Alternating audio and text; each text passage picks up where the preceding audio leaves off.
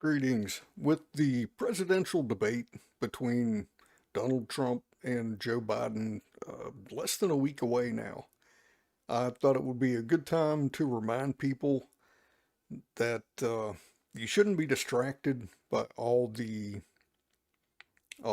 talk, all the rumors, all the conjecture about whether or not Joe Biden is still going to be the nominee in November. Uh, for one thing, at this point, it looks like yes, he will be. Um, unless he literally keels over, it looks like they're going to prop him up through the election. And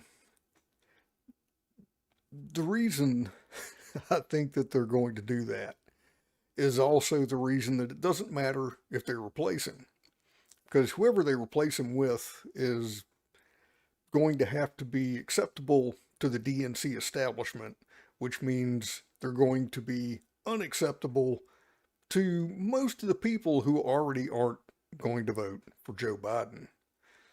And that that's just the way it is. And and at this point, there should have been reports, leaks, rumors that so and so was meeting with big time DNC donors or Democrat donors.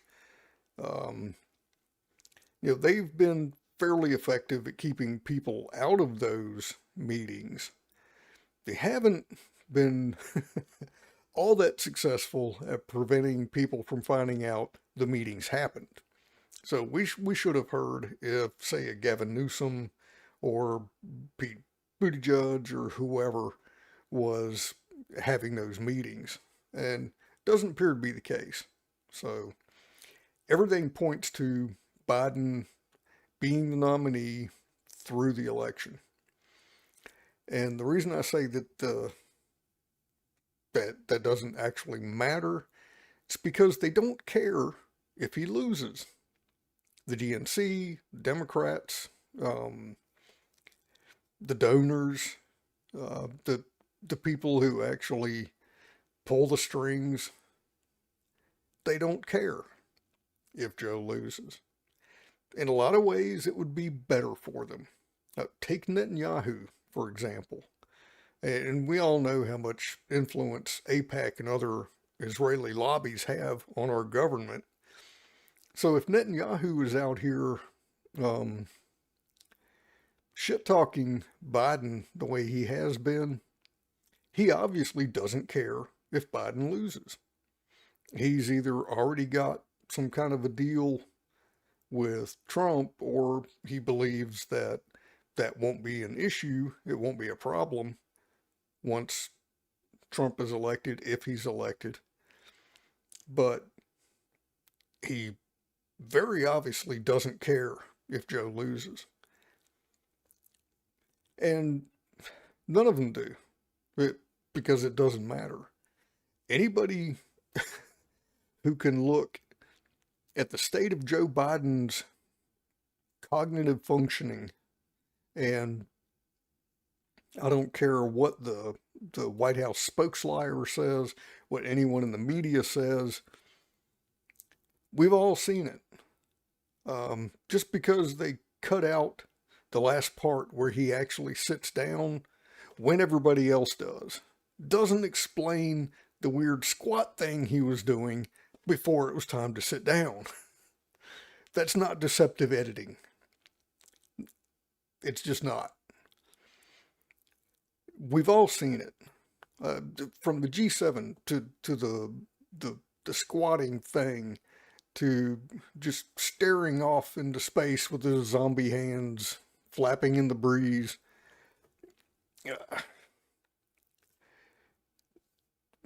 At some point, I'm pretty sure the Italian prime minister, I believe she was the prime minister, um, it is going to actually come out and say, when it's safe, when there will be no political repercussions, she will come out and say how she really feels about having to show Joe Biden where he's supposed to be looking, because you don't have to have an advanced degree or training in reading body language to tell that she was none too happy with having to babysit the president of the USA. Like, she didn't even say anything to him. She just went over and pulled on his arm and like waved her hand. It's like, over here, dummy. And then stood there with her arms crossed, like, I can't believe they're making me do this. You don't have to be certified in body language uh, evaluation, whatever you want to call it, to see that she was very unhappy with pulling diaper duty at this alleged meeting of world leaders. So I would love for that to happen sooner rather than later.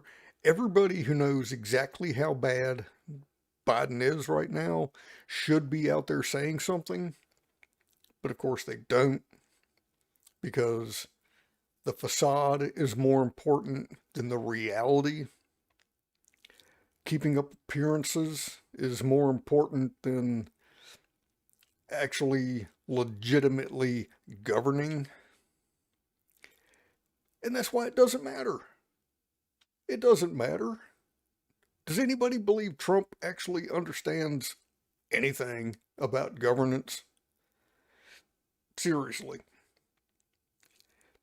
If it wasn't for the people surrounding these ignoramuses, these walking dead zombies, we'd be screwed, because they're not actually making decisions and planning strategies and drafting documents. They're just there to sign the papers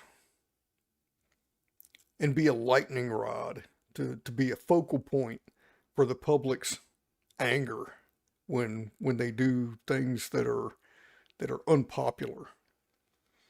And all of the ire, all of the complaints are focused on this figurehead, this puppet, while the people who are actually doing the work behind the curtain go unnoticed. They weren't elected. They don't have any accountability.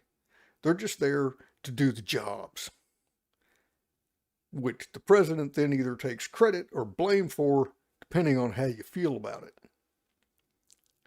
But they basically had nothing to do with it except signing the papers and holding the press conference. That's the extent of the importance of a president in our government. They're there to sign the papers. They're there to make the speeches. They're there to present an image of what? American strength, of the strength of our democracy, as if we had one. It's all show. It's all theater. It's theater of the absurd, because you have to be on some really, really good drugs to believe it. And that's why I think you shouldn't be distracted. Don't get caught up in this red versus blue, Republican versus Democrat. It's got to be one or the other, and all of the drama and just made up bullshit that's happening around the election. Because all it's doing is distracting you from realizing that it doesn't fucking matter. Doesn't matter which one wins or loses. Nothing will fundamentally change. The wars will still be forever. people still won't have health care. We'll still have student debt. The banks, Wall Street, corporations, the professional managerial class, the donor class, they'll still actually run things.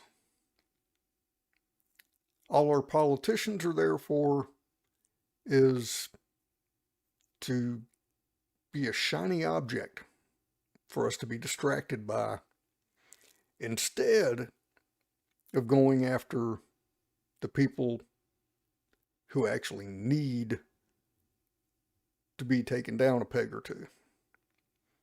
We need to get money out of politics. We need to abandon the duopoly. We need to transcend the duopoly. Both of them. En masse. And we don't have any time left for incrementalism. But if we had started doing this here and there a little bit at a time, like 30, 40 years ago, okay, we may be somewhere. But the propaganda worked. For all this time, people have bought into the lie that we have a two-party system and that's just all there is to it. Money equals speech. Corporations are people. The pursuit of profit is paramount, takes precedence over the well-being of the people. These are lies that we were told for generations. And they were effective. They sunk in. People bought it. And now, this is where all of that ends up. This is what has resulted from following that path. And the time for incrementalism is gone. We have to just stop playing their stupid game. Period. Immediately, if not sooner.